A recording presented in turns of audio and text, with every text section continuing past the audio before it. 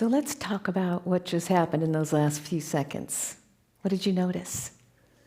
Did that silence feel strange to you, a little awkward, a little uncomfortable? Maybe you thought, oh, she forgot her lines. Or maybe you felt calm or peaceful, or nothing at all. Or maybe you leaned in with curiosity. What is she doing? Whatever you felt or thought or experienced in those 10 seconds is called noticing. And most of us move right past it. We weren't born distracted. We weren't born multitasking, doing machines. We were born curious. If you've ever watched a child, you would see the way they study a little tiny bug on the sidewalk. The first time they notice their fingers and toes, the way their body moves to music, or the way they study and respond to the look on your face. Curiosity is natural. It's how we connect. It's how we learn. It's how we make sense of ourselves and the world. But somewhere along the way, we stopped noticing. We stopped being curious. Not because we did anything wrong, but because we were shaped by our parents, by society, by our environment. There were expectations set upon us that didn't leave a lot of room for questioning. An educational system that teaches us more about what to think than how to think. We weren't taught to stay in the moment. We were told to hurry past it. Hurry and grow up. Hurry and get ready. Hurry and choose. Hurry and feel better. Hurry and figure out what you want to do with your life. And in all that hurrying, we missed what our experience was trying to show us. For me, curiosity came back in the moments I couldn't avoid, moments when I had to be really honest with myself. And it came back in 2 simple words: just notice. Words I've used for 3 decades with myself and the people that I've worked with.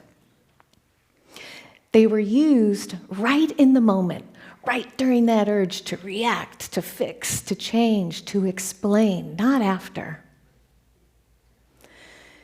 And what those simple words did was just a way to slow things down at first, to interrupt the rush toward answers. But over time, what I found was what those 2 words made possible. When people were invited to just notice, without pressure, without correction, shoulders drop, breath returns, defensiveness softens, honesty, vulnerability, and choice emerge. When we can give ourselves that same invitation to slow down, curiosity comes back. So years ago, I was just about to go out on stage and do a talk, and a little voice inside my head, you know that little voice, right? Well, mine had a suggestion. It was a crazy, outrageous one. It said, when you go out there, plant your feet, put your arms to your side, and don't say a word for 30 seconds. Excuse me? Why would I do that? That's why I was invited here, to entertain, to motivate, to inspire, to speak. But something about that stuck. So I did it. I walked out, and I said nothing. Early on in life, I learned that if I talk and entertain you, I could get a lot of attention. So I leaned in hard. I talked. I told jokes. I recited poetry. I danced. Anything to whoever would listen in the house. Mostly that was my mom. I found a little partner along the way. My poodle, Agnes. I taught Agnes more tricks than I knew what to do with. In fact, I think Agnes's act got a little better than mine for a while. But she gave me confidence. And inevitably, whenever my parents would have people over, whether it was just 2 people for dinner or a whole party, I'd get the call, Jani, come into the living room and show us all the new tricks that you taught Agnes. Oh, I loved it. I had an audience. It was great. So of course I became an actress. I mean, what else was I going to do? Sit at a desk with no audience and no applause for my life? Are you kidding? This is what I do. This is who I am. This is my perfectly rehearsed personality. So there I was, standing on that stage, not talking, not moving. It was death to me. I felt exposed, completely exposed. But what I noticed about that moment was it wasn't the silence I was afraid of. I was afraid that you would see me. You would see how insecure I felt. You would see that I wasn't as confident as I actually appeared. You'd see that my hands were shaking and that maybe I didn't really know what I was doing. You would see how vulnerable I felt. But as long as I keep talking, as long as I keep entertaining you, I'm a moving target, and it's much harder to hit a moving target. For the first time, instead of moving, I stayed long enough to be seen. So this isn't just about being on stage. It's really what most of us do when we get uncomfortable, when the feelings come up, when somebody disappoints us, when somebody discards us, all this stuff we move to avoid. When all we really need to do is stay long enough to notice what's happening inside of us and what's happening around us and get curious about it. My dad and I had a complicated relationship. He wasn't unkind, he was just unavailable. There were things I wanted from him, needed from him, that he just didn't know how to give. And for years I reacted to that. The choices I made in my teens and 20s were shaped by a longing I didn't have words for. I just wanted him to see me. Near the end of his life, we found ourselves in a rare moment. It was just the two of us sitting at his kitchen table. And instead of my usual urge to protect, to defend, to talk, I leaned in and I reminded myself to do the thing I had been practicing for years. I said to myself, Jani, just notice. And I became curious about him. I saw how the years of illness had made him appear smaller somehow, how his voice was thin, how his body shook, how frightened he seemed, how tired, how human. We talked about a lot of things. We laughed. We talked about his divorce from mom. We talked about life. We talked about death. And at one point I leaned into him and I said, you know, Dad, I did a lot of work on myself because of you, not in spite of you. And he looked at me with tears in his eyes and he said, I'm sorry, pumpkin.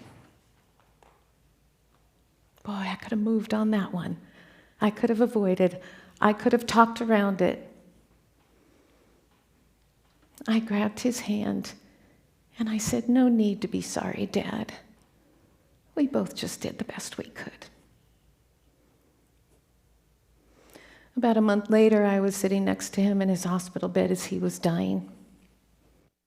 I really wanted to comfort him, so I climbed up and I laid next to him and I whispered in his ear, I love you, Dad. You're safe. I don't know if he heard me,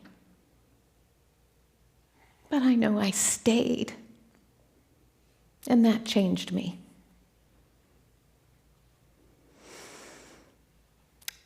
So noticing is really easy when you're alone.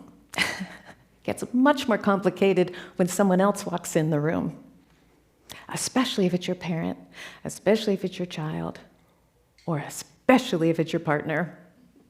Those you have history with, those who hold up a mirror to show you all the things that you've been avoiding. I've been married almost 45 years. Thank you. How that happened, actually, I don't know. I don't have any secrets. I don't have anything to tell you. It's just one day at a time. And did I use Just Notice a lot? A lot. As much as I could remember. Because let me tell you, I still get triggered. I still forget. But at one point, when our marriage was really struggling, we both used Just Notice. And I will say, it did save us. It takes practice and patience. And through the years, I have learned the most surprising thing about Just Notice. It doesn't ask you to fix anything. It doesn't ask you to do anything. It doesn't even ask you to change anything. It's just a simple act of giving yourself enough grace and enough time to ask, why am I triggered right now? What is this about? What is really going on here? Why am I thinking that? And what's going on out there? Noticing doesn't mean we stop getting angry or defensive. It means we notice when we are, before the words come out, before the emotions take over, before the regrets set in. There's no right way to notice, no timeline, no finish line. It is only your willingness to stay and your capacity to be with what you find. So next time you feel it, that tightening in your chest, the butterflies in your stomach, the need to defend, to fix, to control, to correct, before you move, see if you can stay and get curious. Right there, right in the middle of the moment with whatever you're feeling. Take a deep breath and see if you can hear just that little bit. Just notice. And hopefully you'll have a little giggle with yourself about how wonderfully human you are. Thank you.